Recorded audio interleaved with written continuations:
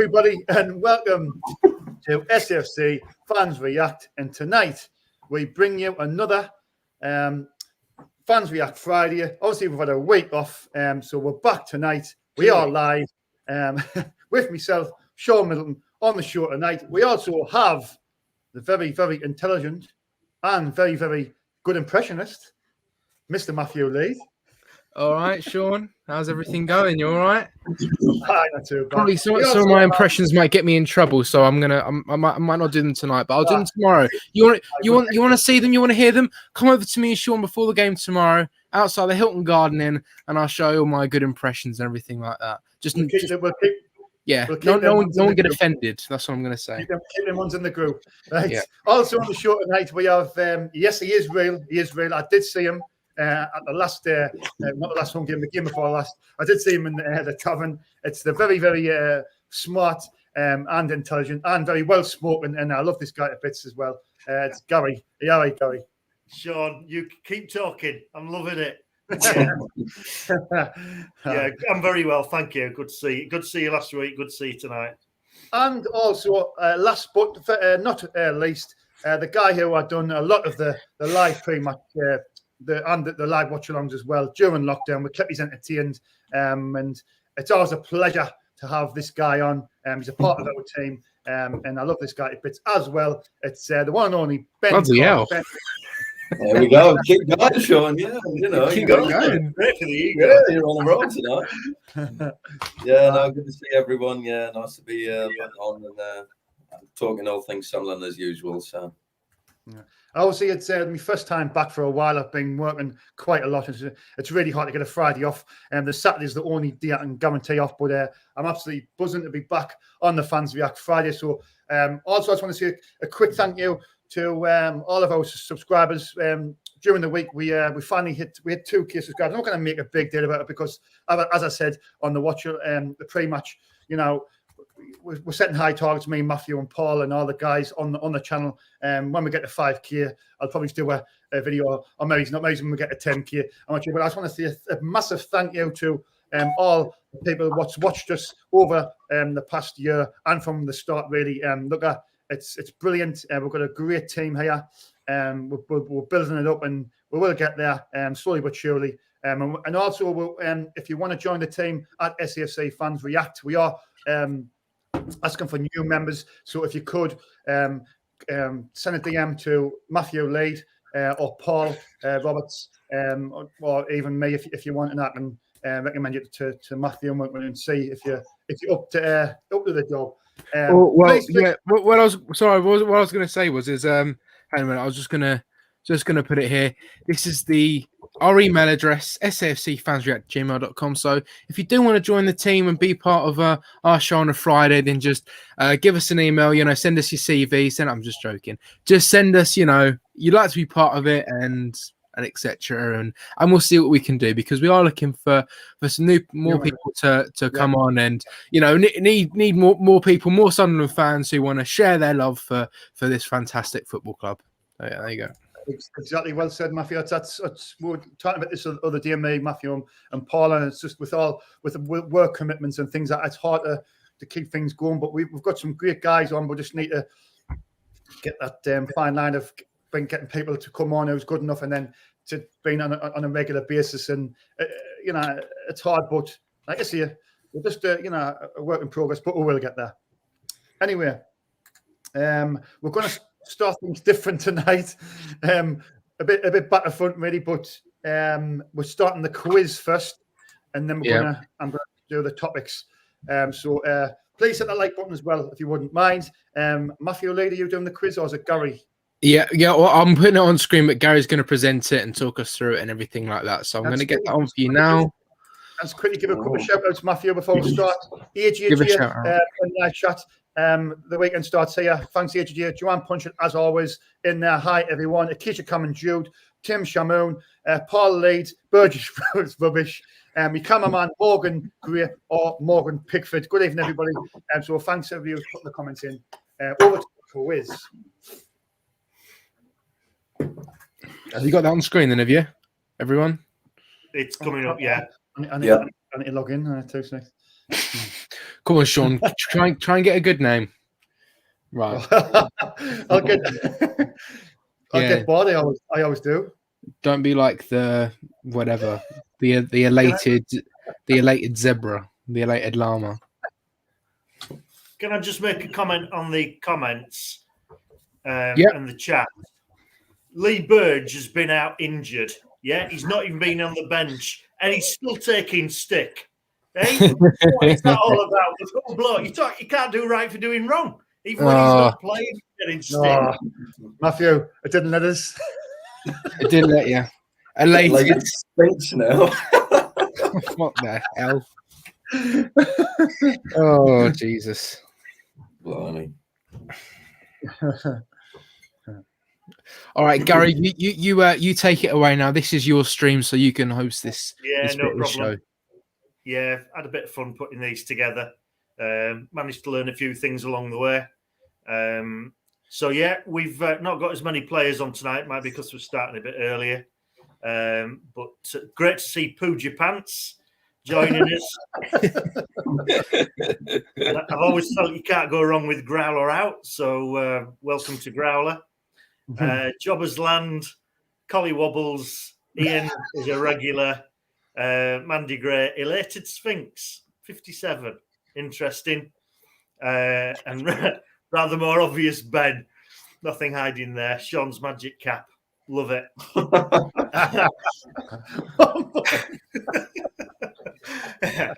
This is where I get into trouble, isn't it? So, obviously, yeah, it could be more joining. Good to get people along on the quiz. Yeah, I'm not going to repeat that one. This is, after all, a family show.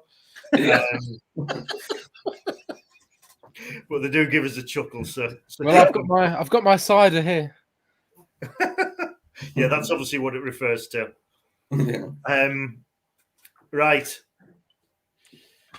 Are we nearly ready to go? Start. Yeah. Does Gary, it work for me? Do I have permission to take part in this quiz? Because although I wrote these on Kahoot, I don't really have any memory of what the actual answers actually are, as I did rush through it a little bit. So is it all right if I join along? If I start remembering it, then I will kind of take a step back. But is it all right if I start joining? Put it this way, Matthew, as you know, there's a slight age difference between us, just a couple of years. Just a few. Inevitably, there's some questions in there from the 70s and 80s when I started watching the lads. So I think that probably balances it out a little bit. So Fair enough. You should definitely join. Okay, There we then. go. Right. Here we go. The thing I've got to remember is which order I did these questions in. I think I started with the topical ones. Right, here's a few about Plymouth, our visitors tomorrow. Their first visit in 2005. Who came off the bench to score a 90th minute goal? We beat them 5-1.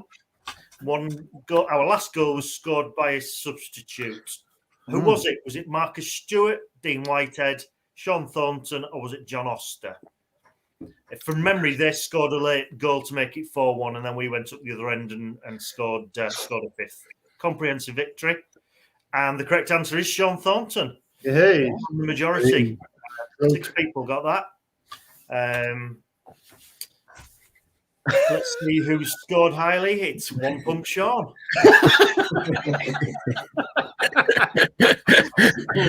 We've got Pump Squirt in there in third as well. And of course, I mentioned for 5th place there. I don't know what my impression was, but number 2. Playing that day for Plymouth, their left back was a guy called Peter Gilbert. His dad played for Sunderland between 77 and 80. What was his dad's name? Was it Tim Gilbert? Was it Phil Gilbert? Was it Rob Gilbert? Or was it John Gilbert? So what was Peter Gilbert's dad? Also a left back who played for SAFC, late 70s. I remember seeing him. I should know this. Nah. Correct answer, Tim Gilbert. 5 people got that right. Well done. I threw a couple of red herrings in there. Phil Gilbert was on the in-betweeners and Rod Gilbert's a comedian, but nobody went for Rod Gilbert, unfortunately. Mr. Gilbert. Brilliant. Yeah. Yeah, Mr. Gilbert. Call me Phil. One Pump Sean still out there. Good to see Growler out. I feel like I'm a racing commentator, horse racing commentator. It's Growler out coming up on the outside. Ben's dropped to third. Power Giraffe coming up in fifth. Power Giraffe. I don't think that was the name they were trying to put. Right. Number 3, Peter Reid, former Plymouth Argyle manager. Twice he was manager against Sunderland, but which 2 teams? Was it Man City and Wigan? Was it Wigan and Leeds? Was it Coventry and Leeds? Was it Man City and Coventry? So twice he was in the opposing dugout, but with which 2 teams? This will get you thinking. Sean, can you sing us a Peter Reid song? I don't know. I've done it wrong. I flummoxed him, Matthew. Oh man, It was Man City and Coventry. I knew. I remember the City game because it was 1990. It was the day we got relegated, and I think it left a big impression on him. That was before he was our manager, but then he was also a manager at Coventry against us. I think McCarthy was our manager at the time. Ben's doing pretty well. Yeah, strong. But we've still got One Pump Sean riding high at the top. And Pump Squirt in 4th. Played for both teams. Who could ever forget Callum McFadzean?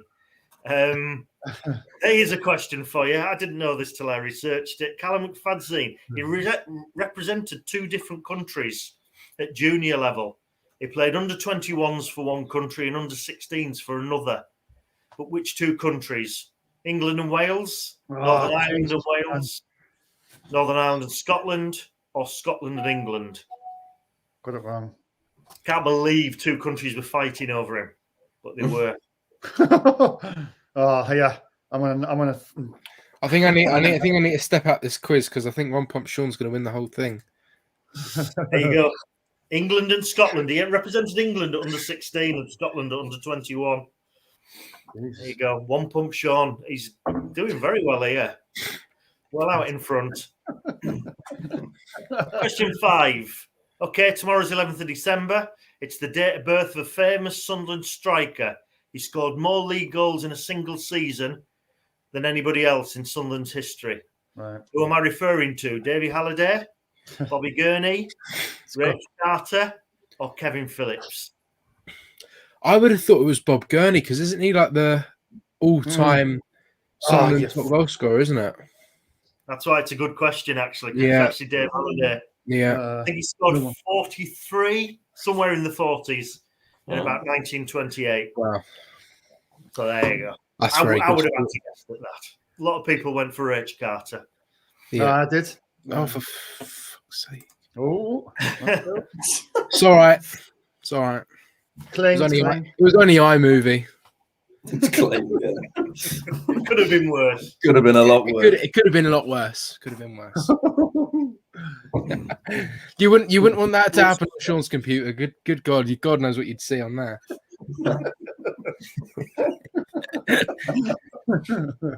Yeah, one day we'll go through your browser history online, Matthew, and let everybody Yes, have a look at that. That should be good. That'd make a very good video indeed. Yeah.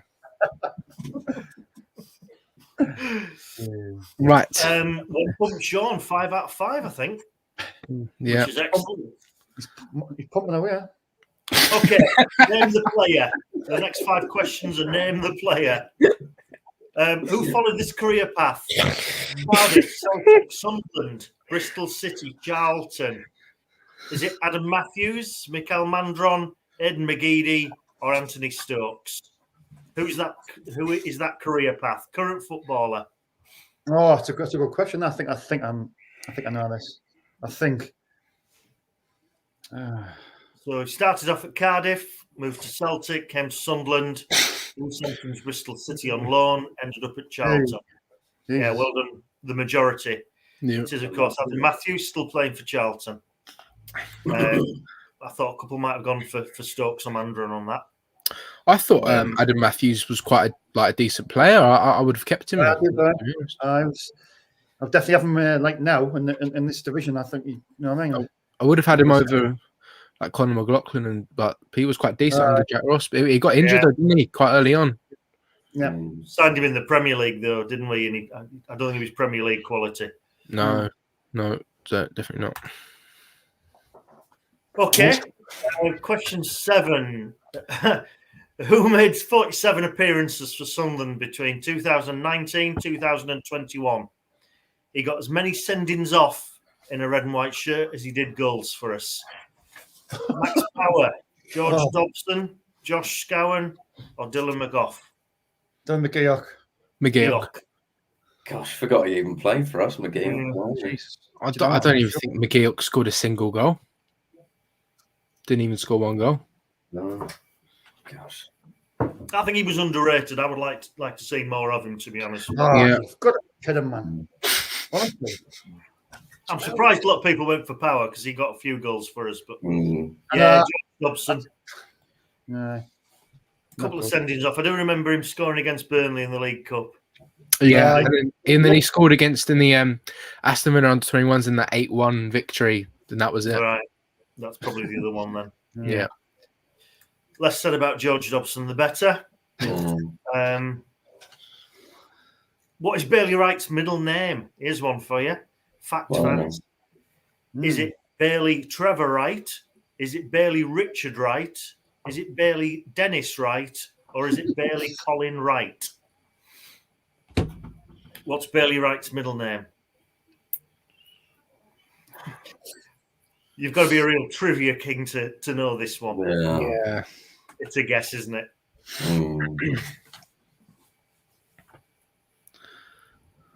Colin. There you go, Colin. I had to throw a Bailey Wright question in there because, as everybody knows, it was our old friend Graham Wright's brother from another mother, as he regularly told us. So there's your Bailey Wright question for Graham. I've got to say, one pump Sean, 7,000 points is looking very, very strong up there. That's an impressive tally. And we're on to question 9. Here's an obscure one for you. I remember this player. Remember him scoring against us, and we signed him shortly after. Paid 650,000 for him. That was money we earned in the FA Cup run. But who am I talking about? Tony Norman, Gary Bennett, Sean Cunnington, or Ian Rogerson? I can't even remember this. How can I? I'm trying to rule out the other two and just guessing with the last two. Oh, come on! Fluked it. That's on the 9 who went for Sean Cunnington. Yeah, yeah. He came with a big reputation, but he was pretty hopeless for us. Looked like a fish out of water. 8,000 now. One pump, Sean. There's not money riding on this. Which former player followed this career path? SAFC, Arsenal, Leyton Orient. I think this is a bit messed up here. Because it's we've shortened the question. Yes, I've missed out the teams just before. You've missed a couple of clubs there, haven't you? Before Bradford Sunderland. and Scunthorpe. Before Sunderland, I think we signed him from Hull. Nah. And he also had a spell at Leeds. Oh, hey, man. Anybody? I mean, this is going back early 80s. Unbelievable. John Hawley. John Hawley was great for us. Scored a fantastic goal against Arsenal. That's probably why they signed him. And scored a hat-trick against Man City. That puts top of the league for a couple of days. That was 1980 when we just got promoted. Yeah, I love John Hawley. I don't know why we let him go. He did a great job for us. My little brother has his. By the way, my little brother has his friend round. So if you hear any shouting, it's just them. Little brothers. Okay, we're on to managers now. This recently, a few people quoted this. Who said, when asked about the Bernabeu Stadium and the atmosphere there, he said he wasn't worried about the atmosphere because he's been to Sunderland. Yeah. And he knows all about atmosphere. Was it Arsene Wenger? Was it Alex Ferguson? Was it Bobby Robson? Was it Jose Mourinho? Yeah. It came out recently. Yeah, I saw it on Twitter, I think, the other day. Yeah. I think we terrorised him when he came up. I think it might have even been sent off on one occasion. Yeah, it was Arsene Wenger. Vieira when he got was it Vieira got sent off a time? That's right, yeah. And then he got into an argument with the linesman. Yeah, we beat them that day.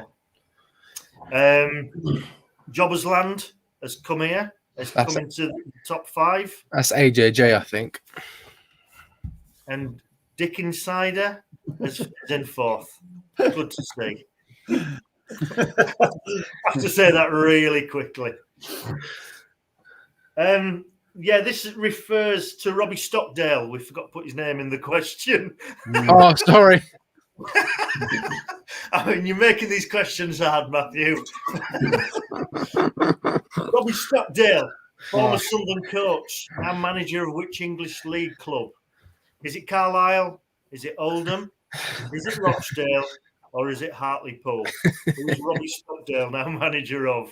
It would have made it quite interesting if you just didn't say Robbie Stockdale, just left it as Sunderland coach and caretaker manager. I think we'll do that another time. Fluked that one. I fluked it. Didn't put people off. Still got 11 people getting it right. Yeah, I only saw it the other day because it was Rochdale Plymouth, wasn't it, in the FA Cup? Yeah. And they were interviewing him before the match. Yeah, that's where he's turned up. I do apologise about that, everyone. Sorry. We can't all be perfect. Coming up fast in 2nd place. Okay, something that connects 4 of our former managers, Wilkinson, McCarthy, Reid and Advocat. What one fact connects all 4 of them other than the fact that they were Sunderland managers? Did they all break our transfer record? Did they all manage at international level? Did they all get sacked in a relegation season? Or did they all join the club in November? What one fact connects them all? I'm not Good sure what this question, Gary. Good question. I'm It's a good question, this. I'm 70%. No. I was going to go for that. I was going to go for that. I decided not at the last second. The difficulty with that one is Reedy, because he managed Thailand, I think, but not for very long. The others are more obvious. Yeah. Well done for the 7 who got it. It was Howard Wilkinson manager at national level again. England. Howard Wilkinson. Yeah. Yeah, as caretaker. Oh, was it after what do you call it? It was after Ericsson from. No. Or was it Taylor? Can't remember. Right. I do remember that one game. Right. Pretty much the same guys at the top there. Growler out, definitely chasing one pump Sean down. That's a big gap of 3,000 points going into the last few questions. Gary, I have to apologise. I know you did 15 questions, but I kind of only had time to do 14. So I've kind of missed out the last one, but we'll add it in for next week. I do apologise. Yeah, no worries. But it is double points there. Okay, right. So we're on 14 on the last one. Double points. All right. Finish on a high, a positive note. Which Sunderland manager had a win percentage of just 14.8% time at the club? So I've based this on managers. You'd had a decent time with us, so this wasn't just based on 2 or 3 matches. Was it Wilkinson, Grayson, Moyes, or Coleman? Who had the worst record in terms of wins? It's got to be the one I'm thinking, mate. It's got to be. Don't reveal the answer, Sean. No, that's I'm just even worse than I thought. Short in the Premier League, shorter games. Yeah. Absolute disaster for us, wasn't he? I think he only beat Liverpool in his time with us, and every other game was a defeat with a couple of draws. Terrible record. There you go. Right, a bit quick this week getting through them. Hero Eagle turned up in 3rd. Growler out, but I think we know who the winner is. Unsurprisingly, our friend and yours, it's one pump Sean. That's not me. I'm just making it clear that isn't Good me. performance That from there. We can speculate, is all I'll say. That is not me. Yeah. Very impressive. 14 out of 14, one pump Sean. Yeah, pretty good. Very good. Yeah. So there you go. Something else to get the weekend going. I think a few people there deserve a beer, including me for having to remember the questions that Matthew didn't even put the Yeah, the name sorry of about that. the key component in it. Sorry about That was a Yeah, quick, that's all right. that was a Joking. quick quiz, wasn't it? Very quick, wasn't it? that. Yes, very good though. Very good. Thank you very much, Yeah, Gary. good one, Gary. Anyway, thanks for that, Gary. It was a good quiz, actually, even though I think I only got about 5 or 6 right out of 14. Like, it was a good quiz. I mean, if the easy ones, then It's just a bit of fun, isn't it? of course it is, Just mate. a bit But of well fun. done, the top three. We'll have a better. We'll have a longer one there next week. I don't think I'll be on next week. Anyway, I'm going to start with the Sunderland versus Oxford game. We'll go through that, and then straight after we'll go through the Morecambe game. So I'm going to start with Gary. Sunderland 1, Oxford 1. It was I would say a lacklustre display by Sunderland. We had our moments. We hit the woodwork twice, but what was your makings of the game on a whole, Gary? I've got to be honest. I came out at full time, and I think like a lot of other people, really, really deflated. We'd drawn 1-1 against promotion rivals. We'd probably done enough to win, but we hadn't been that convincing. Mm-hmm. I'd seen a bit of chopping and changing from Johnson, which worries me sometimes. But when I thought back to it, the truth is Oxford are no mugs. They played well on the break. Taylor up front's a threat. And actually, we dominated them in the second half. And the more I thought about it, the more I thought, well, if we play like that more often than not, I think we'll be okay. So as gutted as I was, on reflection, it's not that bad a result. I'm getting to the stage where, for me, it's more about confidence and performances. And I felt that was okay to draw that one if we followed it up with a convincing win against Morecambe, which we did. So, it's one of those where, it's as much about stopping them picking up 3 points, I think, as it was about anything else. And we did some good stuff second half. So, yeah, it's not the end of the world. We just didn't quite hit the heights we did against the likes of Wickham and Wigan earlier on in the season. We might as well just continue with the Morecambe game, and obviously Sunderland 5, Morecambe 0. I'll get your views on that as well. I'll just ask Ben and Matthew straight after Gary. So, what was your views on the great performance? You could see a clean sheet, 5 goals, could have been a lot more. Loads of standard performance. Obviously, a lot more convincing. I think the key thing for me about the Morecambe game is we scored an early goal, and instead of sort of like somehow sitting back or taking our foot off the gas, and I know they had a couple of chances. Yeah, we kept the pressure on.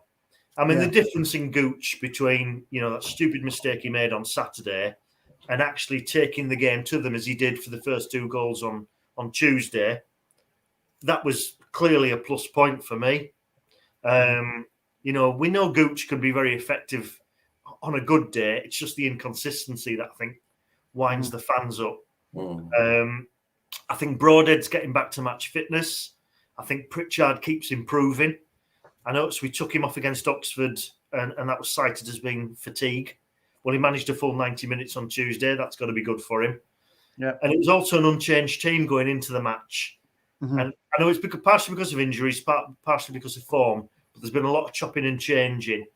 And so actually just to see us go out with a settled team, look a bit more fluent. Okay, it's only Morecambe. I'm not getting overexcited, but let's be honest, it could have been 7 or 8 quite easily. So Sunderland against Morecambe, we should be doing that. Yeah. Just for once, we lived up to our billing. So it wasn't as good a performance, I don't think, as when we destroyed Cheltenham. But the biggest thing for me is that will put confidence in the camp. And hopefully we'll see that tomorrow. We could be going on, good old Streaky Johnson. We could now be going on a good run. On a good run. Yeah, we know we've got some tough matches coming up. Fingers crossed. Yeah, well said, Gary. Matthew, let's start with the Oxford game, the 1-1 draw. Was for me, I know Gary just said there, he's settled for the point, and he's, in a sense, he's got a point where Oxford are a decent side. You take that point, but you've got to win the next. You got to win the next 2. What was your makings of the 1-1 draw, Matthew? Really, honestly, really disappointing. And for me, it wasn't disappointing in the way that we performed like really, really bad. It was really frustrating that Oxford didn't, in my opinion, didn't ever look like scoring. And the only time they did score was the chance that we just gifted them to score. You know, I don't believe that if we kept that out, we would have won the game 1-0. I couldn't have seen them score another goal. I honestly couldn't. And that for me is why it was really, really frustrating. But if you're going to look at individual performances, I thought Dayaku was really, really poor. Yes, he scored the goal and it was a good goal, but he's ever so frustrating. You know, he really is. You know, I think we have this thing throughout the whole team where they overcomplicate everything. And I don't know if that's part of what Lee Johnson does, because as we know, Lee Johnson loves to overcomplicate everything. You know, like clearing the ball, clearing your lines. All you need, like the ball rolls back to you. Just get up the pitch. Don't take any risks. That's how we conceded the goal. Getting that Bailey Wright turning back, Gooch backwards and forwards. They did it a few times, and then one time they got caught out. Linda Gooch throws himself on the floor like he normally does, you know, then pretending he's injured, and then that gives them a goal. I believe if that didn't happen, then we would have kept a clean sheet and won the game. In terms of Tuesday night, I honestly just think that Morecambe was such a bad team, like one of the worst teams I have ever seen. And their goalkeeper, for sure, I mean, he was probably on our side, their goalkeeper. I mean, was it like 3 or 4 of our goals were like straight at him, and they just went straight through him? The goalkeeper, Jesus Christ. I remember the sort of the Tuesday game before when we played Cheltenham, wasn't it? The 5-0 game. That was good. That was a really good performance. Really enjoyable evening. Everyone looked really, you know, played really, really well. But I mean, you know, take nothing away. You know, if you can't argue that 5-0 isn't a good result, because it is. But yeah, I just think Morecambe were a really, really poor team. But as Gary said, let's just hope that this is the start of a better run. You know, we saw how really frustrated everyone was after the Oxford game. The players were extremely frustrated. I mean, you know, whatever you can say about Lee Johnson, Sean, you could see he wasn't happy. You know, like it's that kind of thing that we've got to have in this football club is we shouldn't accept just rubbish. You know, we shouldn't sit there and say, oh, do you know what? We'll take a draw. We'll take this. We'll take that, because that mentality it doesn't end well. You know, it really doesn't. That's why we've been here for so many years. I believe. It's part of the problem. After a performance like that, you say, "Well, do you know what? Actually, it's not acceptable, right?" and I was really angry about it. The players were clearly angry about it. So to bounce back like that against Morecambe was really positive. Yeah, accepting mediocrity, and accepting. Piss poor performance, excuse me language. That's part of the problem. You know, yes, I keep on saying this in the interviews and the pre-match shows, but accepting that we're in this division. We've only been in this division once prior to this in 140 years. That's what you can keep reminding yourself. We are in this league. We are a League One team now. That doesn't mean we're going to accept it. Yeah, and when we're getting beat like 5-1s and 3-0s, fans are going to kick off. All it's for Sunderland supporters, it's just when you go over that white line, it's to give 110%. That's all you ask, Matthew, isn't it? Yeah, and I'm sick of people from other clubs saying they've said a lot. Oh, well, you're just a League One team now, and you're this and you're that. But I don't accept that. I'm in this Sunderland Instagram group chat thing that drives me up the wall. And someone put a video in there, and it was a video of like all these Rotherham fans like running onto the pitch when they scored a goal or something, and then no offense to this guy, by the way, because he is a nice guy, but it really annoyed me. He said, oh, this is the scenes when we get out of League One, and I'm like, are you seriously telling me that we're going to have a pitch invasion of celebration when we get out of League One? I'll be sitting there thinking, thank God we got out of League One, but I'm absolutely embarrassed it's taken us this long. I'm certainly not going to sit there and say, oh, get in, like standing on top of like the Wearmouth Bridge and waving my flag and having my red flag in my hand. I'm not going to be doing that. I'm going to be going, well, you know what, right? This is ridiculous. It's taken us this long. Put a shift in now. That is absolutely on the money. And let's get out of the Championship, because exactly at the worst this football club should ever be, the worst it should ever be is top. It is the top of the Championship. That is the worst. It should ever be. This is beyond bad where we are now. So to seriously sit there and just accept, like, for the last few years, I know some fans have been going, Now, we had this in the car. I'm really sorry I'm ranting on here, but you got me started and I can't stop now. If you remember when we were in the car, Sean, on the way to Gillingham, and obviously, you know, Michael Bowers, we absolutely love Michael Bowers. He's a lovely guy, but we had this disagreement of George Honeyman and George Dobson. And he said, well, Honeyman, we loved Honeyman because, you know, he was a local lad. He tried his hardest. He loved the club, this, that, and the other, right? And then so people, he's kind of got like this good reputation, although he was an absolutely horrendous footballer. But then you got George Dobson, who was a horrendous footballer. However, he's from like Romford. He's from like near London. He tried as hard as Honeyman. He cared as much, but people don't love Dobson. You know, this is what I'm trying to say. Just because like a player is a local lad and they might work hard, that doesn't mean you should. Like they should be playing every week, or you know, because they've got to be good. You've got to watch these games, and you got to think, do you know what? You've got to be good enough to play for this football club. You really, really have. And I'm seriously not going to sit there after Oxford like some people and go, it's kind of like must not lose. No, forget that. I'm not having Sunderland AFC in League One thing sitting there going, it's a must not lose game. Every game is a must win, right? We should be walking this league. It's not arrogance or anything like that. For our expectations of this football club, we should be beating every team we see in our site. It really should. Right, Matthew, rant over. I'm just going to get into the live chat because I want to try and keep you involved. I did see a comment by I haven't got a drink. Gav Gavin off the report, and he did say that they've got a thing going on Twitter for 24 hours. So they're going to be going full 24 hours, and that starts at 8 o'clock. And Simon Crabtree, the former Sunderland FC commentator, will be on at 8 o'clock with I think is it Julio Artwa, I believe. So look, me and Matthew will be on at 12 o'clock. But you know, after we finish, go and watch. Go and listen in to that. It should be great. There's some ex-football in there. You know, and massive respect to the Rotor Report lads. The money they've also raised is absolutely it's unbelievable. I think the last time I checked, it was something like 37 or 38,000. So look, massive respect and credit's got to go to the Rotor Report, all the guys from the Rotor Report. Well done to you guys, and keep it going. Well done. Yeah, sorry, I just want to say now, obviously my rant's over, but there's one thing I want to add on top of that, right? And when we're talking about must not lose games, Patrick Ward has just said it's not as embarrassing where the Mags have obviously beat Burnley 1-0 doing a lap of honour, right? There are teams, when we drew 1-1 at Shrewsbury did like a lap of honour around their stadium. Teams that beat Sunderland and get a point against us, they do a lap of honour around their own stadium. Does people see what I'm trying to get at here? So yeah, there you go. I'll leave it there.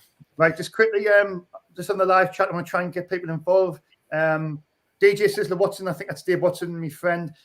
Just quickly as well, Dave, his brother, sadly passed away. I think it was on the 3rd of December. He was a well-respected guy in the city of Sunderland. Eric Watson, he was the owner of Privilege, or I think he ran the Privilege, the pub, and also Brogan's pub as well. He loved Sunderland. He was a well-respected guy. He was the club's joiner at Roker Park. And I just want to see him for myself and all the guys at SFC Fans React. We send our condolences to Eric Watson. RIP. Take care.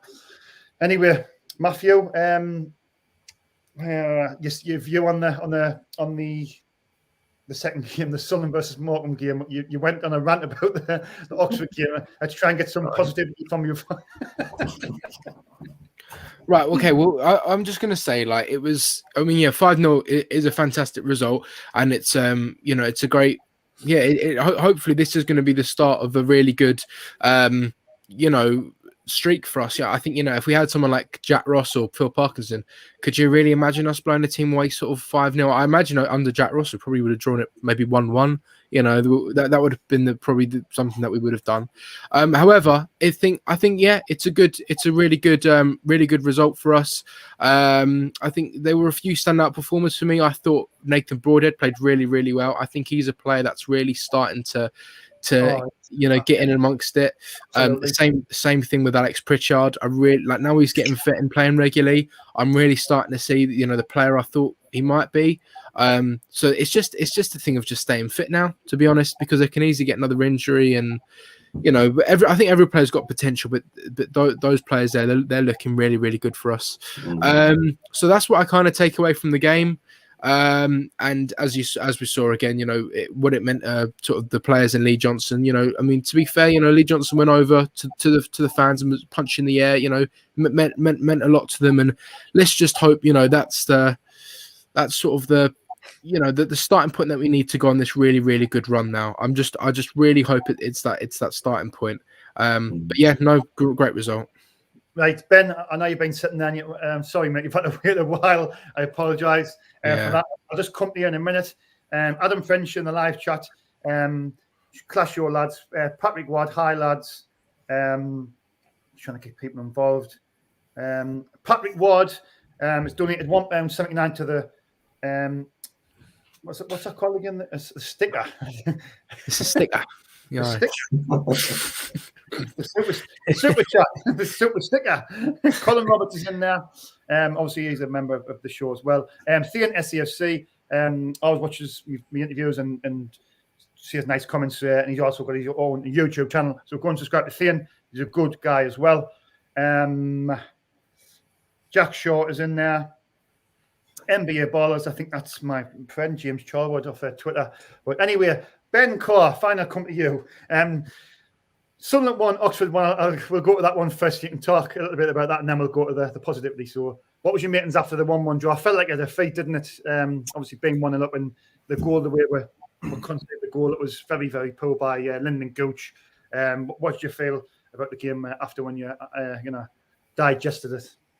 Yeah, I mean, obviously, I wasn't at the game, so I only, sort of seen the highlights online and all the sort of fallout from Twitter, really. But I thought, a bit like Matthew said, Diaku took his goal well, but didn't necessarily have a good game from what I saw. And then, the mistake from Gooch, just a sloppy mistake, isn't it, really? It was, yeah.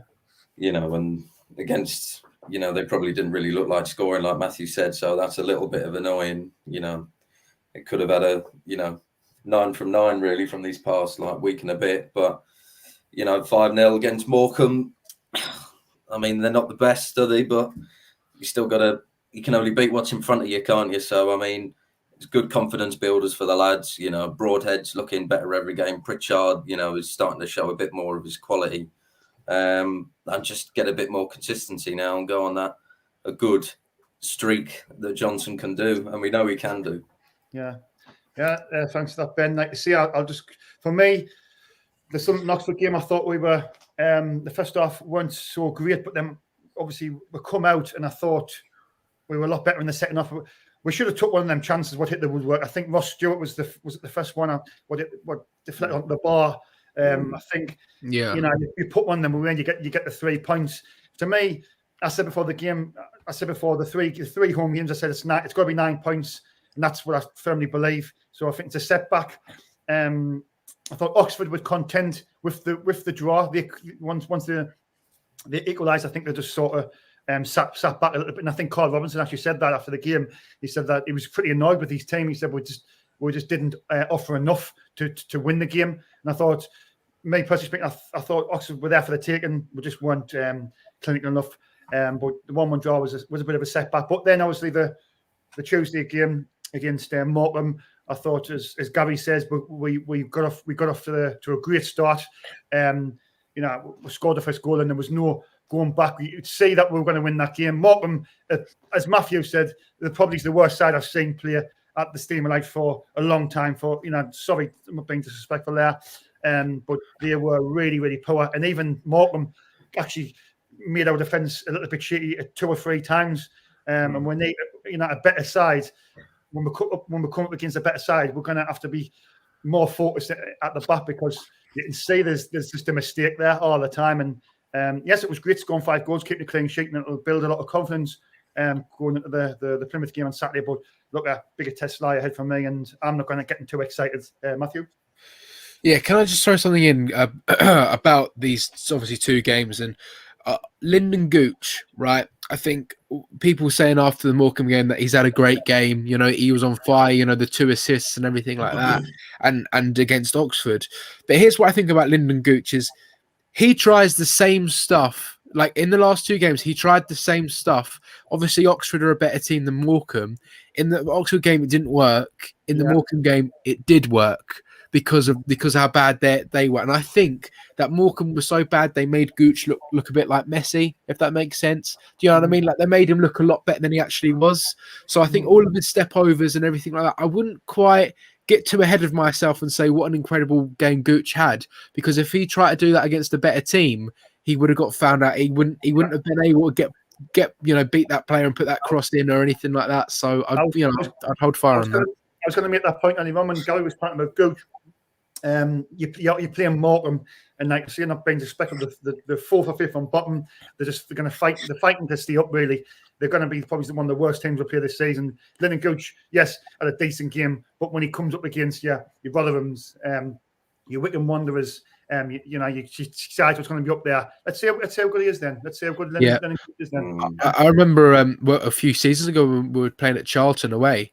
Lyndon Gooch was trying all of that stuff, but literally none of it was working. And every time he got it and lost it, everyone was just like, "Oh God, not again!" And we're getting really, really frustrated with him. But then if you play against if you play against Crewe, Alexandra, like on a Tuesday night as we did, and he comes on, he's playing, and every player that he beats, and everyone, get in, because he does have this confidence to try things, which is good. But it's only going to work against certain teams. It's not always going to work. So, that's just the thing with him, I think. Matthew, I want to say something quickly because I seen a comment by Chris Scott, and he said Gooch was class against Wigan, and I remember that was the first game of the season. Gooch was absolutely unreal that game. But Chris, my counterpoint to that is who else has he played good against in the top 6 teams? That's what me and Matthew's trying to say. He did play well in that game. He was unreal. But do you know what I mean? You've got to be consistent. You can't just play good in one game and then be crap in the next 5, 6, 7. Do you know what I'm saying? He set the tone. He was brilliant in that first game. Then and even I was saying he was absolutely unbelievable. You've got to be consistent. You've got to keep that consistency up.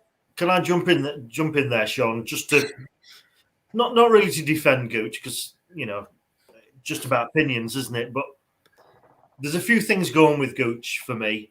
In some respects, he's probably been at the club too long, and I don't mean that as a bad thing. I just mean he must have had so many different influences and coaching styles, and the expectations of him are maybe different. I don't think he's benefited all from the fact he's been seen as a utility player, because he keeps getting moved around. I'm not really altogether sure any of us know what his best position is. My biggest problem with Gooch is his decision making. He's got good feet. He's a skillful footballer. He's got 2 good feet as well, and he works really, really hard. Against Oxford, second half I'm talking about, when he moved over to the left, his insistence on cutting in and dropping balls in that kind of like floating inward towards the goalkeeper was driving me crackers. What I really wanted him to do was to have a go, try and get to the byline, beat that last defender, and then hit a fast crossing, a quick crossing. The 2 goals that came in the first half against Morecambe, he did that. He beat his last man.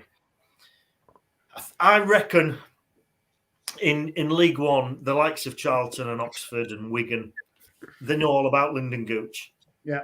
And I think they know how to frustrate him. I think they know how to play him. And I think his performances suffer. I think his confidence goes very, very quickly. Put him up against the likes of Morecambe, and I'm, again, not being disrespectful, but maybe he's less familiar with him as a player. And he's been more direct. I suspect he's had a bollocking off Johnson for Saturday. And he looks a different player again. He started really well. He made some mistakes second half, but with 3-4-0 up by that point. I just think Gooch will continue to frustrate us. He had a great start against Wigan, as you said. That's Gooch. I've come to accept that's Gooch. He's in the squad because he's a utility player, so he can fit in different places. He's good to come on. He'll work hard. But that's Gooch. It's just at the stage now where I don't expect him to do anything exceptional. We will continue to have Gooch. Gooch is almost typical of Sunderland in the last 5 or 6 years. Sometimes promises a lot, inconsistent, probably found his level. Yeah, Being harsh. Occasionally he'll pull out something exceptional, like the goal he scored away at Oxford last season, which was one of my favourite goals from last season. But just as likely he'll frustrate you and have you pulling your hair out. And I think we've just got to accept that's Gooch. That's Gooch all over. Yeah, it's like the MK Dons game, isn't it? I've mentioned this quite a few times, but when he scored that incredible goal, I mean, he had one of the worst games I've ever seen. You know what I mean? And that goal was unreal. The strike, the left foot. I mean, behind that goal, the whole end went absolutely berserk.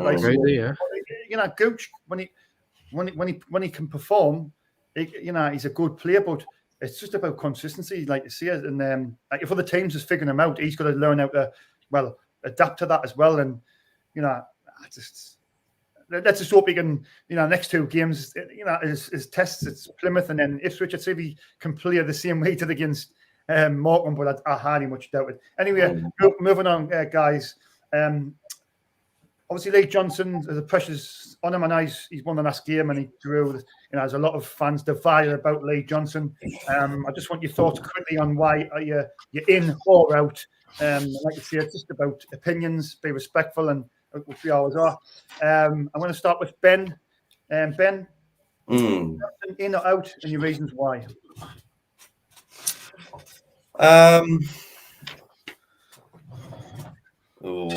No, I'm Get down off the fence, Ben. Come on. I know, yeah, I better have. But no, I am Johnson in. I mean, yes, he's streaky. Yes, I think some of the games this season have probably been maybe some of the worst I've ever seen Sunderland play. But, I think when you look at us now, I mean, we're only 2 points off top, and we felt like we were doing really poorly a few weeks ago. And I think it's actually not as sort of bad as it looks, if you know what I mean. We've still got a game in hand. I know Wigan have got a couple, but I think it's just about a process at the minute. And, whether we go up this season or not, hopefully we do. That's the aim. But I think we just need a bit of consistency. We need to trust Johnson and his backroom staff and Speakman and all of this. And we need to just be able to go with that flow for a while. But I mean, some of the performances have been very good. They've also not been great, but at the moment, who else would we want to bring in? See, that's the question. What everybody seems to there's not really that many big names that we could possibly attract. At the end of the day, he was a Championship manager, and now he's here with us. So, it's a little bit up for debate, but I'm very firmly Johnson in, and probably will be for a while. That's fair. That's fair. It's your opinion, and like you say, it's just different than mine. But that's just. Can we hear yours then? Can we hear yours then, Sean? Yeah, you give him his counterpoint then, because I don't want to be like we'll all agree, and then you just. I want to hear yours, so then we can prove you wrong. You know what? Like the thing with Lee Johnson for me. He rambles on. He talks all this crap, this, that, and the other. Yeah. I'm just, for me, and might sound a bit harsh. I just don't like him as a person. Like, do you know Jack Ross and Phil Parkinson? I actually thought they were nice blokes. I liked them as Jack Ross. He was a lovely bloke. He was just useless. Phil Parkinson, nice bloke, but again, he was useless. The two of them. Where Lee Johnson, he thinks he's good, but he's not. He's an arrogant little twat. That's what I think anyway, and that's when he stuck his fingers up at the. I was talking to somebody the other day, and I'll bring this up now. This guy pulled me in the garage, and he said, "I've got a video," and he went, "Lee Johnson." He went, "I'm not going to say what he said." He said, "I've got the video. I was right behind the goal. The guy we put the 2 fingers up at. He's been singing to over 37 years. All he said was to him was, 'Can you please leave our club?'" And that's the way he said. I went, "Did he see it like that?" He went, "Yes." And he went, Lee Johnson went, "F off," like that. That shows you what type of person Lee Johnson is. And that's from somebody who's saying it behind the goal. It was right next to it. He's saying that. And that's not my reasons for wanting Lee Johnson out. I just don't think he's good enough. And I had the same feeling with Ross. I had the same feeling with Grayson Coleman, all these managers, I've got the same feeling with Lee Johnson. I think he's an arrogant little whatever. I'm not going to swear because this, that, and the other. But look, we all want the same thing. We all want Sunderland to get promoted, and if he gets promoted, I'll be absolutely over the moon. And that's his objective, to get us promoted. But me personally speaking, I know it's very close at the top, but this league's been so inconsistent this year. Really inconsistent. If it was consistent, we would be way off. We've already lost too many games.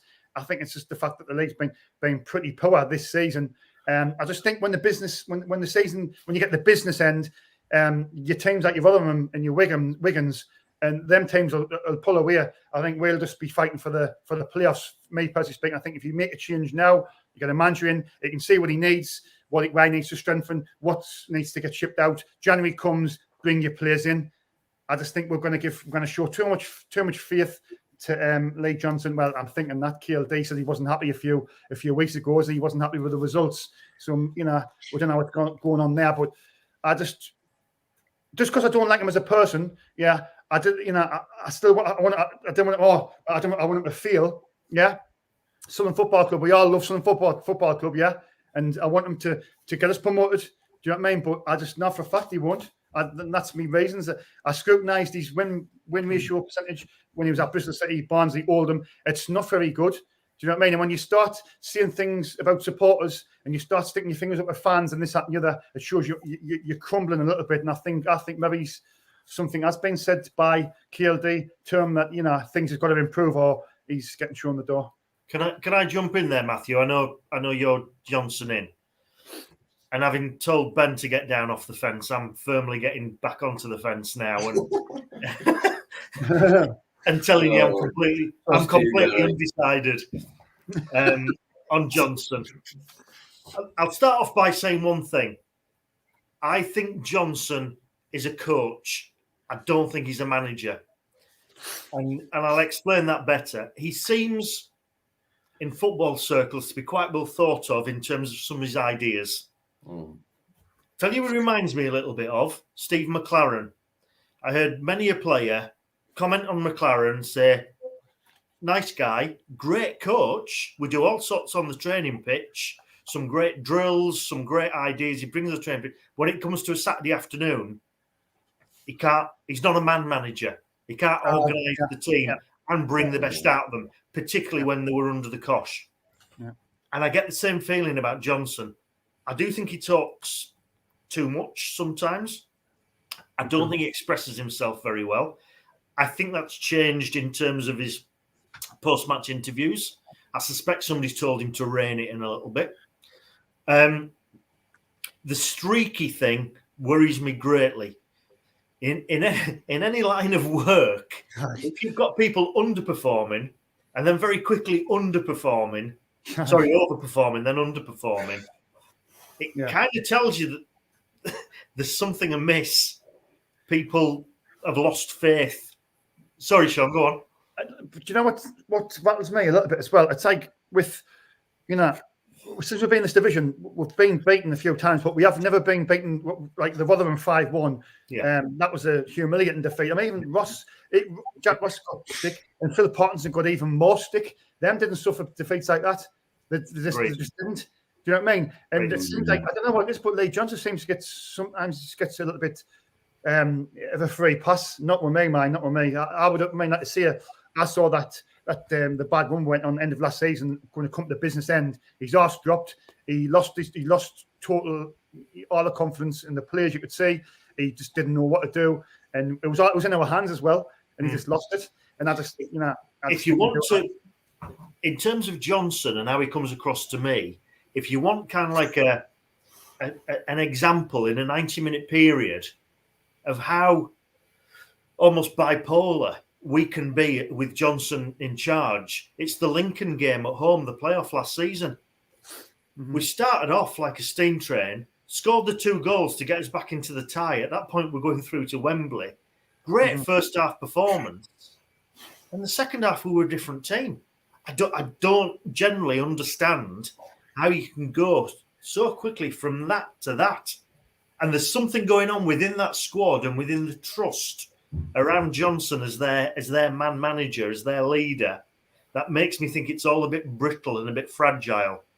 And You know that worries me. Do you know what I can't understand as well with the Sun supporters? Yeah, like at the start of the season, the pre-season we were one signing, but all of a sudden we're starting to sign the players, and then by the end of it, all the Sun supporters were saying that is probably the best window we've had since we dropped down into the third tier, didn't it? All of a sudden, that's what they were saying, and I'm Matthew's disagreeing, but that's what they were saying. That, yeah. Oh no, I agree. That's what they were saying. Yeah. All of a sudden, now that when things weren't going very well, it was like, well, yeah, you know what I mean. So it just proves that when the players are performing and they're being consistent and they're playing to the right levels, we were top of the league at one point. When the levels drop, when the levels drop, that's when things start going wrong. They're underperforming. I have to say about that. So sorry, Gary. Go on.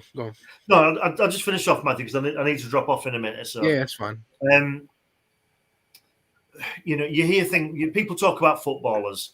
Even at our level, some of these lads, and I'm thinking the younger ones, they've always worked or they've developed through academies, so they'll have been protected, mollycoddled a little bit. They'll have different influences on their careers. They're young men trying to find their way in the game. I'll go on to another point quickly. You're trying to develop them not just as footballers, but you're trying to sort of develop their strength of character. And again, the fact that they went from a high energy team playing very good football with incredible confidence to falling apart for a couple of weeks, which is what we saw. Rotherham was just astonishing how quickly that happened. Sheffield Wednesday was no better really in terms of performance. That was really worrying. But the other thing is the amount of injuries as well. We had a lot of injuries last season. We've had a lot of injuries this season. Now, in any other industry or line of work, if you've got high sickness, it's usually a bit of an indicator that there's something amiss amongst the ranks. Different in a sport, I know, I get that. But it worries me that players go missing and confidence drops. And again, it makes me think that he's not a man manager. And I'll just finish off here, Sean. What you were saying about not liking the guy. Yeah. I think he might be a bit of a Marmite type of character. I think some players will probably look up to him, what he's taught them. Yeah. But I suspect he winds other players up as well, just because of his personality. Absolutely. Yeah. And you can't, as a man manager, you can't afford to do that. You need to get them all on board. Yeah, you need to have the fine, And so that's why I'm not sure. He might be a good coach. He might have some great ideas, but he's got to get that transferred into the 11 he sends out on a Saturday afternoon. And I'm just not sure. He might get us out of this division, but I'm not sure beyond that he's right for Sunderland. Yeah. I was there was a comment earlier on there, and I just want to quickly before you go, Gary. Somebody said even David Moyes couldn't get the best out of these players. I'm just going to hit one with you here. If Jurgen Klopp or Pep Guardiola was the manager of with these players, could we get promoted? Yeah. Yes or no? Can I tell you one difference? And I'm no expert, but I'll tell you one thing that strikes me as being different between the top men and somebody who I think is destined to be a lower league manager, and that's Johnson, is they have absolute consistency of thought and approach in their methods and their mindset. I don't particularly like Klopp as a man, but there's no doubt he knows what he wants. He knows how to get it. Yeah. And he's got 100% focus on what it needs to win football matches. One of the worrying things for me about Johnson is some of the chopping and changing he does with formation, with personnel, and it just kind of undermines his whole philosophy. There's just things he does and changes he makes, and it makes me think, I don't know, I think it's for some players, it maybe undermines their faith in him, but more importantly, their faith in themselves. And I'm thinking of the likes of Doyle there. Yeah. Yeah. But I'm thinking about sort of Lee Johnson. I think he's a player that I think younger players like him more than older players, because I can imagine like younger players coming through learning professional football, if they're learning straight from Lee Johnson, that's their kind of how they're getting to know the game, how they're getting to know the professional game, the first team game. But for the older, experienced players, can you imagine sort of how embarrassed like Ross Stewart or like, I know Ross Stewart's actually fairly young, but like, I don't know, like sort of older players like McGeady and maybe even Chris Maguire last season. Can you imagine how like embarrassed they must be to like be running in the box and shouting, Pomo, Pomo, Pomo? Can you imagine like how embarrassing that must be? Or being told they're a shark. Yeah, run around like sharks or something like that. Like, it's just like, you know, I think for younger players, they don't really see a difference, but I think when the older experienced players, when they've had the different managers and they kind of know their own thing, they could probably end their, you know, McGeady, for example, he could probably retire tomorrow and be a manager next week because he's probably had that experience at all different levels, you know, all levels, you know, to do that. I think, you know, someone like him has probably achieved more in his career than Lee Johnson himself. So I think maybe the thing with the older players and the younger players might clash a little bit because we've got a lot of younger players and then not as many older players, but quite a few still. And I think that maybe is where the consistency lies. I think there's some miscommunication there. I think it's a collective thing of like a lot of things because at the start of the season, everything was pulling in the right place. And then there can't just be 1 week where something just goes wrong and then everything just keeps falling like a domino effect or whatever. There's got to be a few different things in a few different places that are going wrong. Injuries has been a big one so far. We've lost a lot of players out due to injury.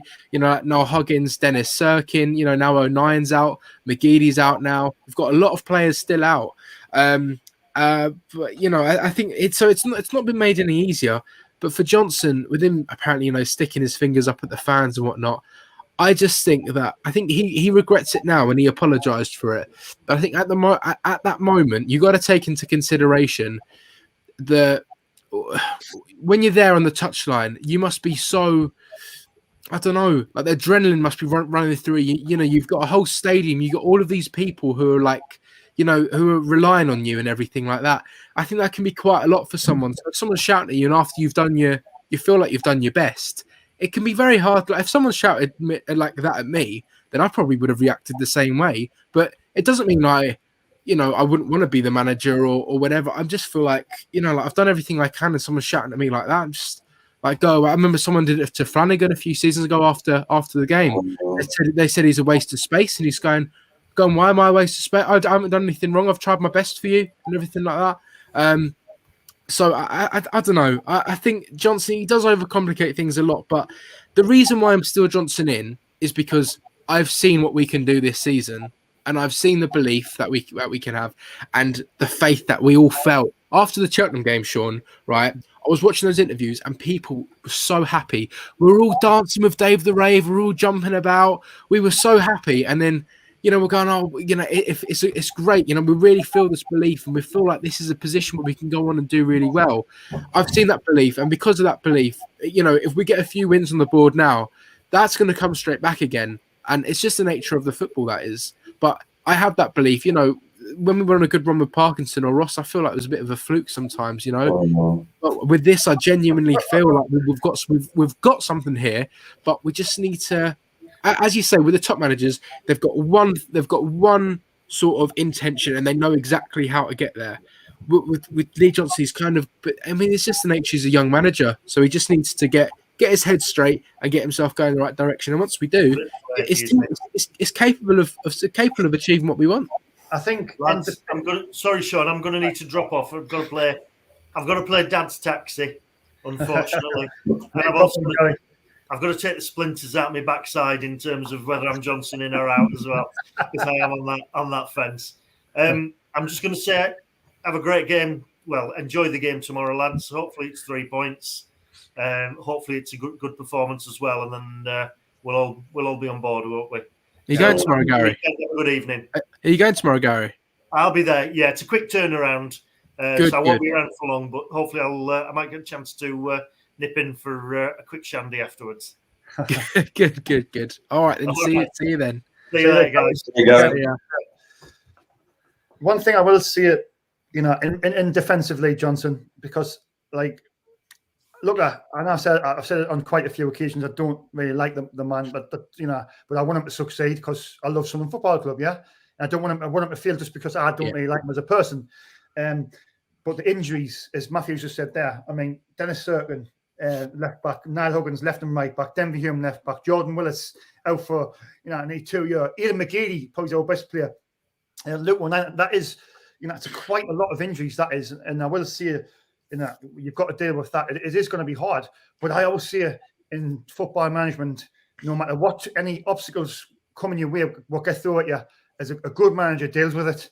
He deals with everything. A good manager deals with every. To be fair, it's not like he's done really bad. Like, we've still managed to win games. Like, we put in a very good performance against Cambridge, in really, really, really tough conditions. Yeah. And I thought we did really, really well there. And one thing I also want to say, Sean, as well, is that I remember you saying like you don't think Lee Johnson has a plan B, etc. But I'd counter that with. When we played Ipswich at home, yes, the whole game was dreadful and it wasn't very good. But Johnson, to be fair to the man, he made a few changes. He swapped the formation around, and we went on and won the game 2-0.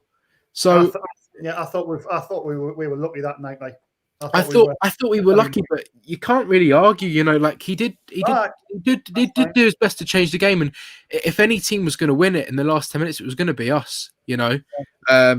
So I think there's a few times, and like it's not like we're going on a a really bad sort of losing streak now. We're sort of getting back there to form slowly but surely. The win against Cambridge, the win against Morecambe, and as I say now, just nothing else is acceptable other than a win. So tomorrow against Plymouth, win the game. But I think it's these next few games really that I think are going to decide the season. Yeah. You've got Plymouth, you've got Ipswich, and then obviously you've got a very big game with Arsenal. That could be massive for confidence, or that could be absolutely demoralising Yeah. So it's a really big sort of Christmas festive period, isn't it, for us? And we had that, with the Papa Johns and sort of that high of winning at Wembley, and then we went on one of the worst runs I've seen for a while. Yeah. After that, so we're hoping that doesn't happen with this, but there's some really, really big games coming up. Like when I say I don't like Lee Johnson, to be honest, I haven't really liked the manager since Big Sam. I mean, David Moyes, which was a disaster. And we had Simon Grayson. We had Chris Coleman was all right bloke, but like he was just it was rubbish. Let's be honest. Jack Ross, he's a nice enough bloke, but again rubbish. Phil Parkinson, rubbish. I haven't really since Big Sam. I haven't really I proper loved Big Sam. He was just everything, and he was just perfect. He was a perfect fit for Sunderland, and just how we're losing. Did you hear that? Did you hear that talking that he was doing a few days ago with Tom White? Stuff there. It breaks your heart, doesn't it? Reading what could have been. Like if England didn't come in, he'd still be here now. Makes me want to cry. If England had beaten Iceland. If England would have beaten Iceland, and I think we would have been top 6. I think we'd have finished mid-table. Yeah. He would have gotten us out of that reoccurrence thing of relegation battles. He would have gotten us out of that, and we were getting stabilize ourselves as a mid-table team, which at that time we probably would have maybe settled for, and then maybe if you got some money off short, wanted to sell it on to somebody else, we could have pushed on and tried to get that top, the top half of the Premier League. But look, it's all ifs, buts, and maybes. We'll never know. Absolutely. Anyway, we just need that. Yeah. Moving on there, guys. He's actually talked about a few of the things I'm going to talk about, but I want to come to the Nathan Broadhead and Callum Doyle. It was Lee Johnson actually said earlier on in an interview that Nathan Broadhead and Callum Doyle can be recalled back from their loan spells by the parent clubs, which is not great news at all for Sunderland Football Club, because I think, as Matthew says, and I think Ben might have mentioned it as well, and myself, I'm a big fan of Nathan Broadhead. I think, if he can go on a what was that? just said your wish Big Sam was mine. Quite random, but it's quite funny. I think if Broadhead, if he starts to get a run of games, he can really we've got a player there. And I think Callum Doyle hasn't been great last few games, but you can see there's potential there. Lads, what's your feelings on these clauses in the contracts where they could be recalled? It's a bit of a tricky dilemma, isn't it? Yeah. There's nothing I hate more in football than the word clause. Like, I just think it is just, you get all excited, everything all excited, and then someone just pulls out of this.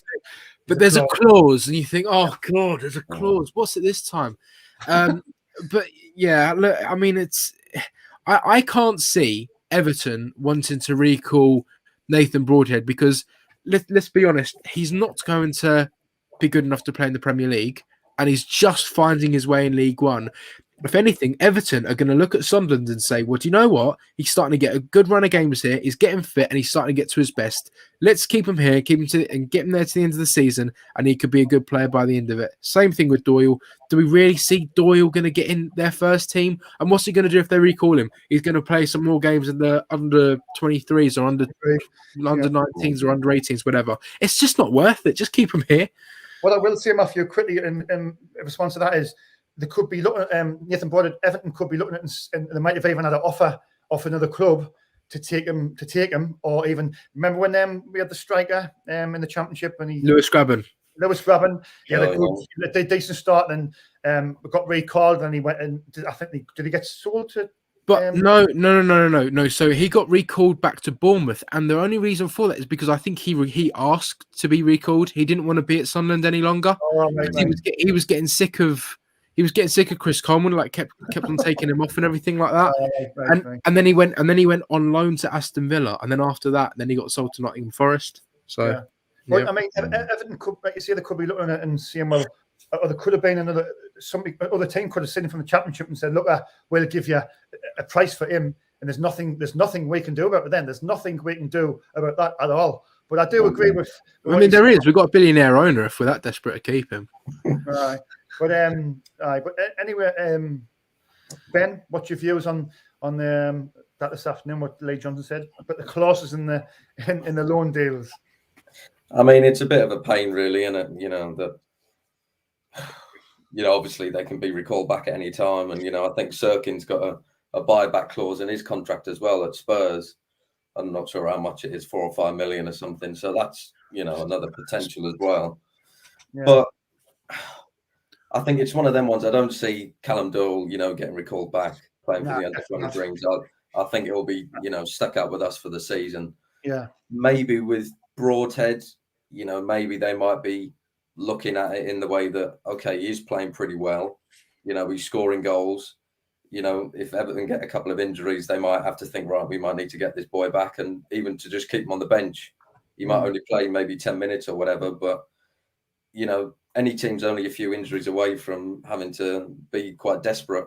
So, you could, it's 6 of one, half a dozen of the other in it sometimes. But I think hopefully, they just will try and stand our ground and say, look, let's try and keep these boys until the end of the season. And hopefully, we'll keep them and maybe a bit of an offer at the end. But I think Frederick Alves, if anyone is going to be recalled.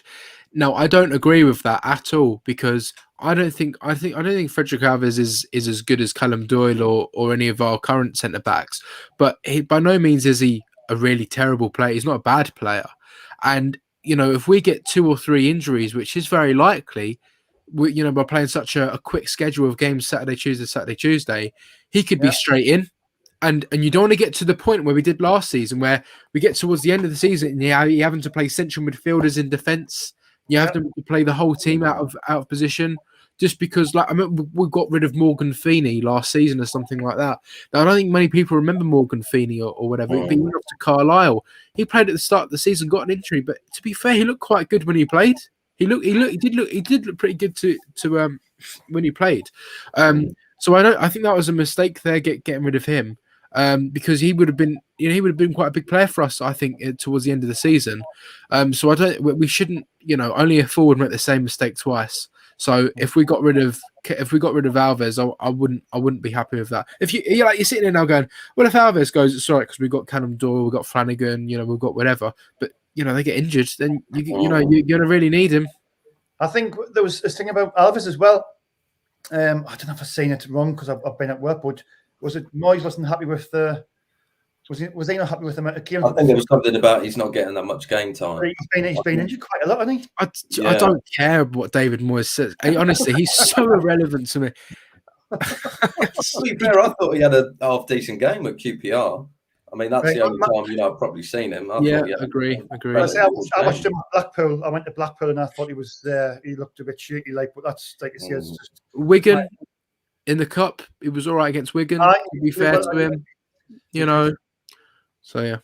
Right. Anyway, I'm just going to go back to the live chat, lads, because I'll try and keep go for it. Yeah, we've got loads to. Bram Puncher says DP said Gary is spot on. Gary talks a lot of sense. Whatever Gary says is usually spot on, unless he's talking about Lee Burge. So, David Nunn. This is a young side with a hectic fixture schedule.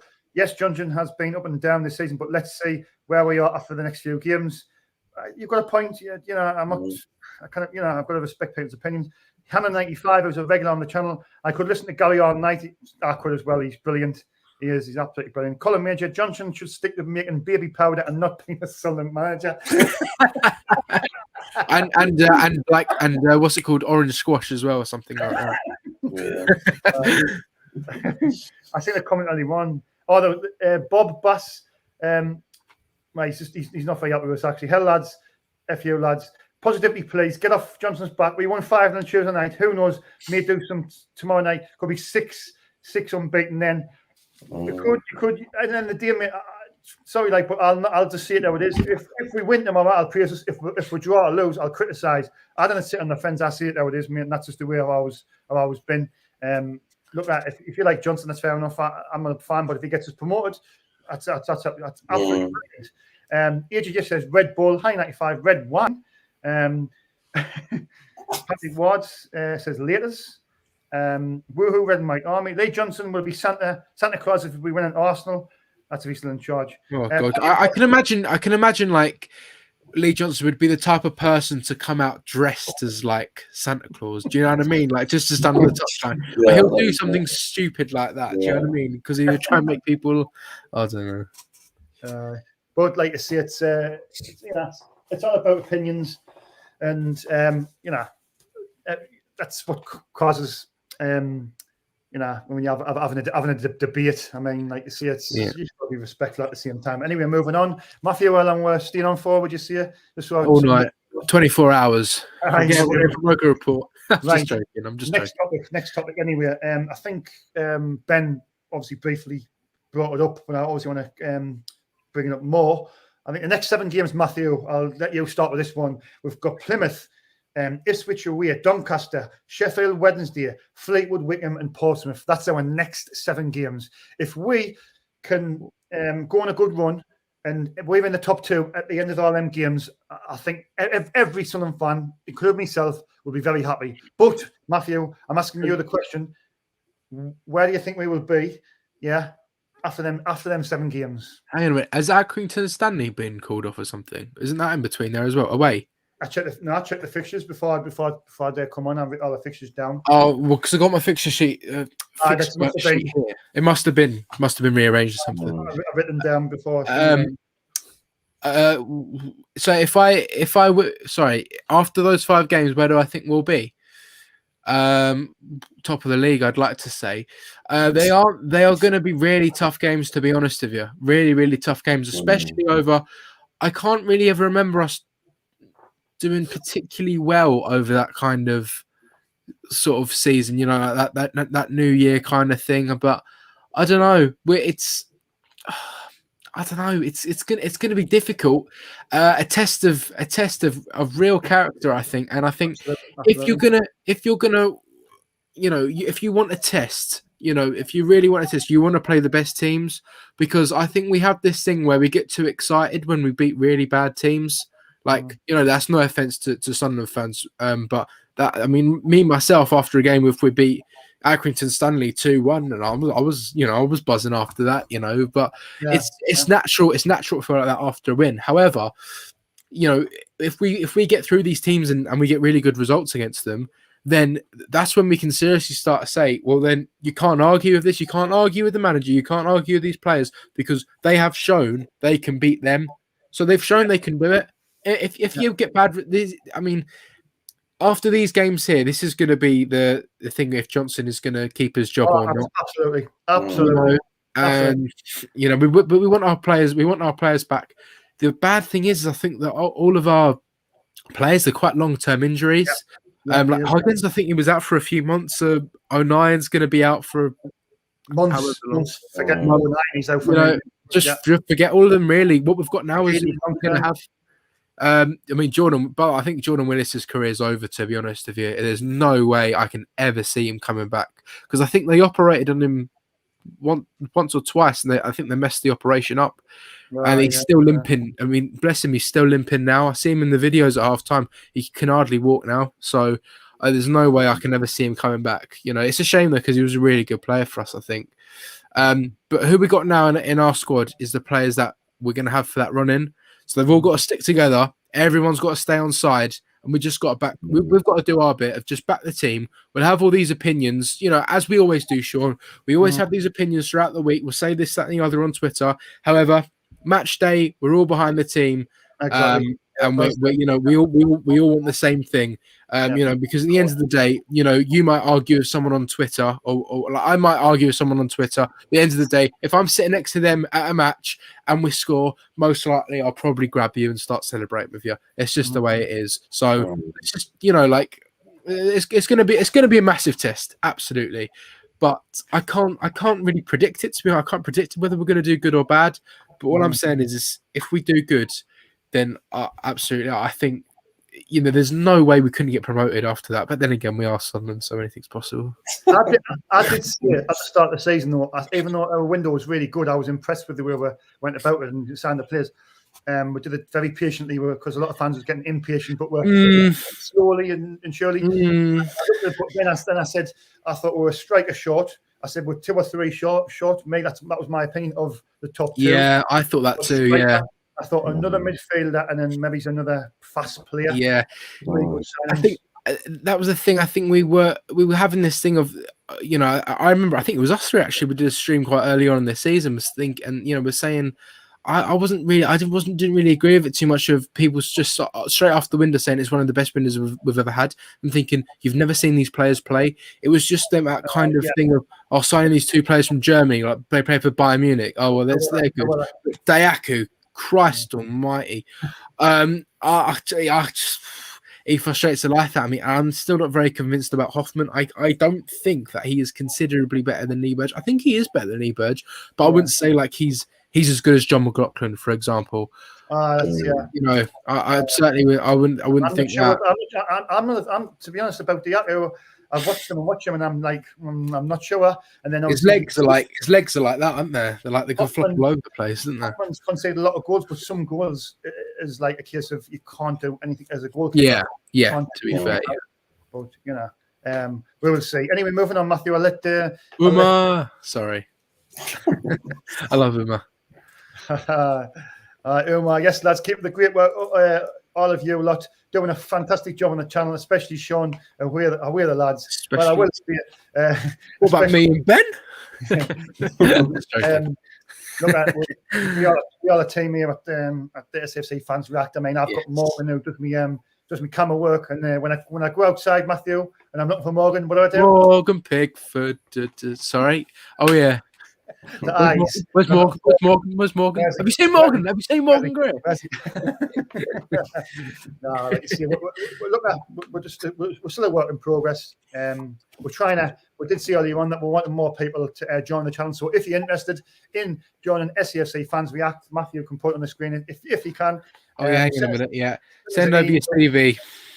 Send an email in and then obviously, if you're interested, and hopefully, you could be the next Matthew Ling.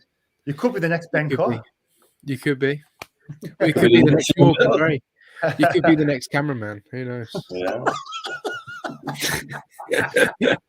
Right. Anyway, Ben, your opinion on the next 7 games, which I said was obviously Plymouth, Ipswich, Doncaster, Sheffield Wednesday, Fleetwood, Wickham, and Portsmouth.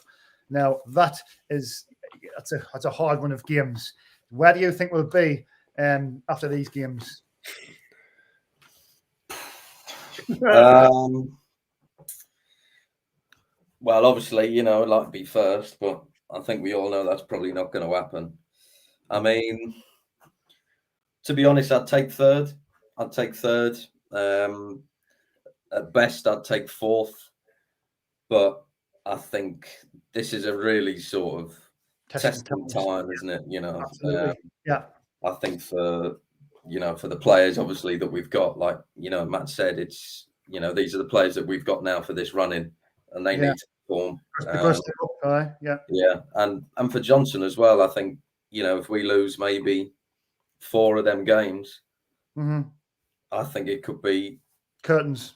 I genuinely could. I do think it could be, because we need to get up. It's not a matter of if and when, it's need. It's too long we've been in League One now. 4 years, man. 4 years.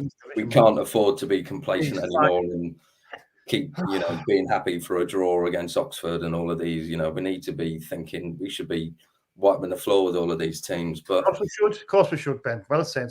Well said, Ben. But I mean, Christmas is always a crap time for football. Not as fans.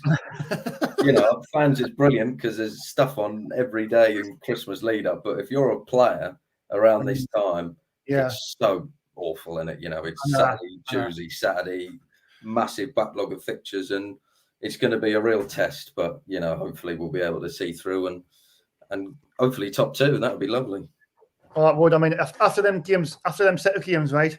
7 games. I'm just going to just quickly talk about this. If we're in the top 2 after them set of games, and you've got to give Lee Johnson and the players a lot of credit, because with the injuries, bear in mind, and the teams I've just read out there, if we can get in the top 2 by the end of them games, that will be a good turnaround. But can I say it?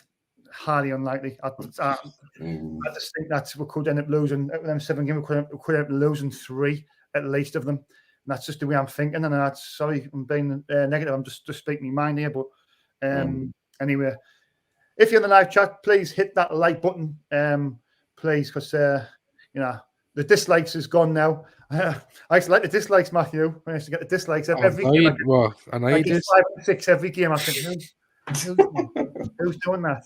Nah, I think I know who's doing that. Anyway, I'll just read some comments out. Bring back flares, says Honey95. Just don't throw them. Fans React Live. Oh, that was it. Fans React Live from my bed, says Chris Scott. Yeah, everything's always from his bed. He's always in his bed.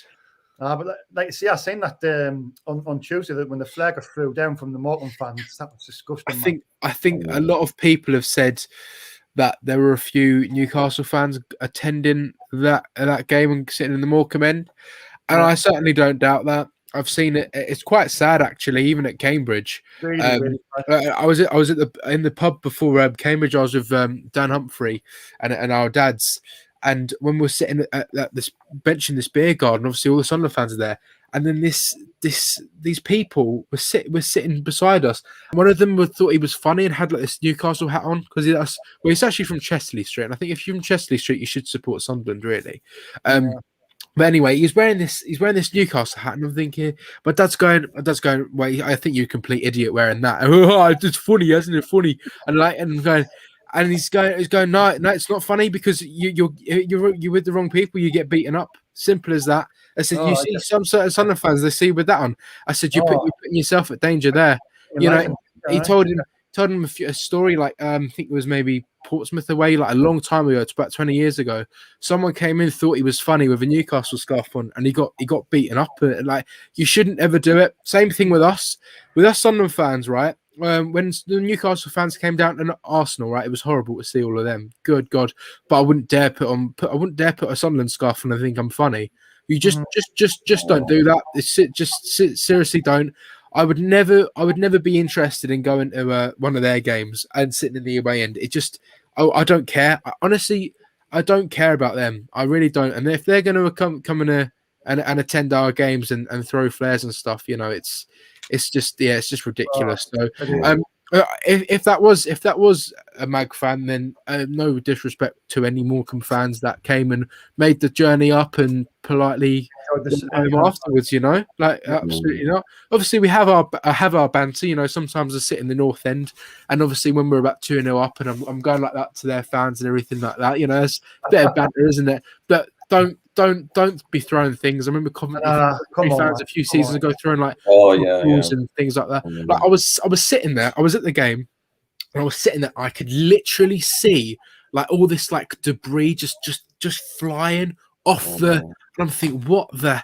Just don't do that. I mean, I would be embarrassed to see if that. And I've never seen our fans do something like that, but. Yeah. I would never ever want to see us doing that. So let other teams do that. Let's not get involved in anything like that or whatnot. But that's just it's honestly it's so sad. It's just ridiculous. It really is. It really is sad, Matthew. You're right. Just going back to the live chat. Honey 95 says Brad and Shane sure bring it back. Will Allen says, will you eat your hat? Brad, yeah. Can I be called Michael as well? Because apparently that's sort of my name as well. We'll have Shane, Michael, and Brad. Brad, yeah. Paul used to always call you Michael, didn't he? Yeah, or Martin. He used to call me everything but my actual name. But anyway, we're coming to the end of the show soon. I've just got a couple of more topics. In fact, I think I've only got one more. You can always save them for next week, Sean. Yeah, one more. Yeah, that'll do. One more topic. I was just scrutinising the points per game, the points, and the seasons prior to this one, and currently Sunderland on 1.95 points, the points per game, and Rotherham, who's top, are on 2.05. Wigan are on 2.16, having played the game less than the rest of us. Wickham are on 1.95 as well in third. I keep on seeing Lee Johnson this and Lee Johnson that. He's actually got the best points per game ratio, really. And am I being too critical of Lee Johnson here by no points per game thing? No, you're just voicing your own opinion. To be quite honest with you, mate, I literally don't really look at like statistics like that. I honestly don't. I recently, obviously a few things have happened in the last week or so, and when I've been going to Sunderland games, I haven't really been thinking about all this win-loss ratio or anything like that. I'm just go there, win. Do you know what I mean? Just perform, turn up and win. And we'll have, that's something that should be brought up in like quizzes and things like that. Because at the end of the day, if you're losing games, right, and afterwards you're going, well, he's got the best win ratio. Like, I don't care. Like, no one cares if we're losing games. It's not going well. It doesn't matter, So I don't know. That doesn't really. Honestly, Sean, if that's your opinion on Lee Johnson, then you're entitled to that opinion. You know what I mean? I wouldn't. Yeah. I was just scrutinising because I was looking at the predecessor. I was looking at Phil Parkinson's points per game. I'm sure it was something like 1.6 something. I think Jack Ross actually was on 1.9 something as well. Jack Ross. I think that was his points per game of the whole. So I just you look at these other things, and I mean, Coventry when Coventry won the league that year, he had 2.05.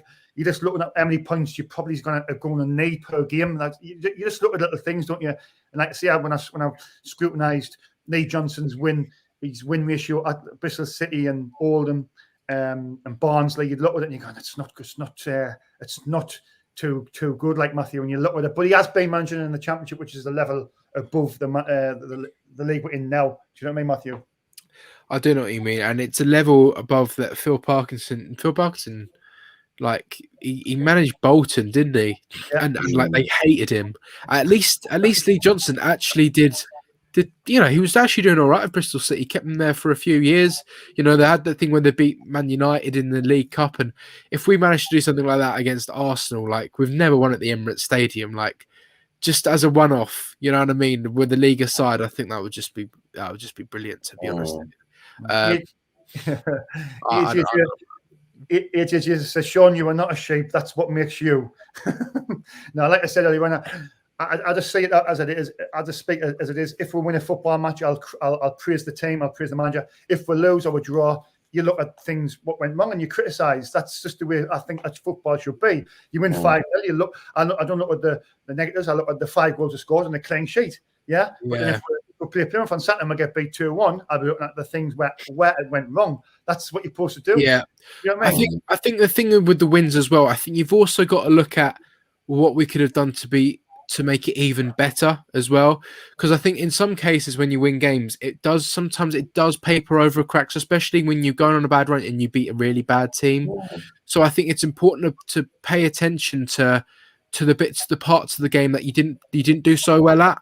But that's something for more of the actual football club and their team and everything like that to focus on. But I think it's important for us to think, okay, right, we did win against Ipswich, but when we tried this tactic or this formation or this thing on the corner kicks or whatever, like that wasn't working. So we need to change this for the next game. And it's not like we should perform bad, win the game, and go, well, it doesn't matter how we performed, and then go to the next game and then get heavily beaten by a much better team, like happened at Rotherham, because that's what can happen.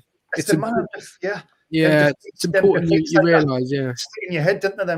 Defeats like that, the 5-1s, and then I went to Sheffield Wednesday, and the way we were folded, and we were getting beat 3-0. It was 3-0 in 60 minutes. I thought it was going to be 4-5-6 this, but Jesus, it's them games, Ben, much stick in your head, don't they? Them defeats. I mean, they're just so worrying, aren't they? Like you said, we've not really been beaten that badly, in the sort of few seasons that we've been in here, and you think we've had probably 3 already this season, So, it is worrying, but on the flip side, we know what Johnson can do. At the start of the season, we were playing some fabulous stuff. We've got a few big wins ourselves, but hopefully it's it was just a little streaky minor blip. Yeah, you hope it was a minor blip, Ben. Oh well, you got to, haven't you? Yeah. Otherwise, we'll be here for another season. Anyway, we've been on for an hour and 40 minutes now. I think it's probably time. Probably time to wrap. But I've been really enjoying myself. It's very, very rare to do the Fans React Fridays now because of work commitments. But hopefully after Christmas, I can sort of try and get on there once every couple of weeks. Hopefully, I mean, I get to the games and we do the live pre-match. Me and Matthew on the Saturdays. I try to go to the games during the week, but Christmas time for delivering is it's very hard for us to get time up. But work did mess up a night. That's the reason why I'm on the short night. But I've really, really enjoyed it. I really missed being on with the guys.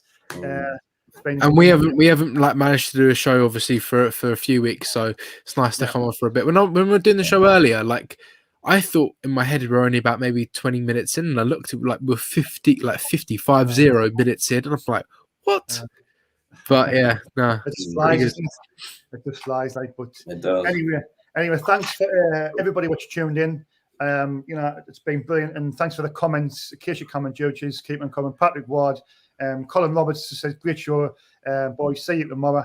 Will Allen, no general seal. Thanks for everybody what's tuned in. Joanne Punchin, and there's loads. Hanny 95. I can't remember everybody, but I'll quickly go to you and give you the last thing. AJG, he's a regular on the show.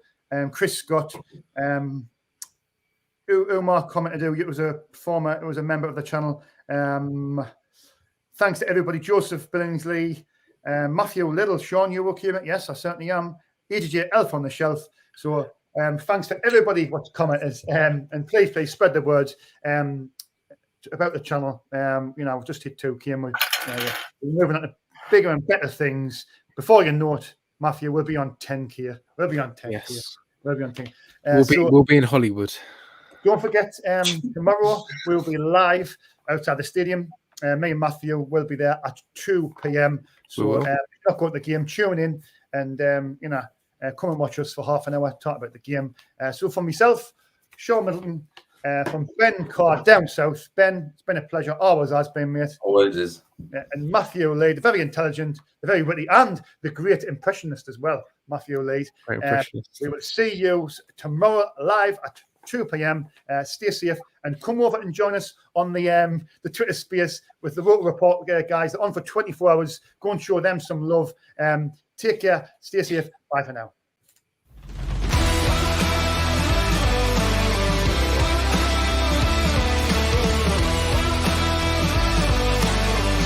Howie!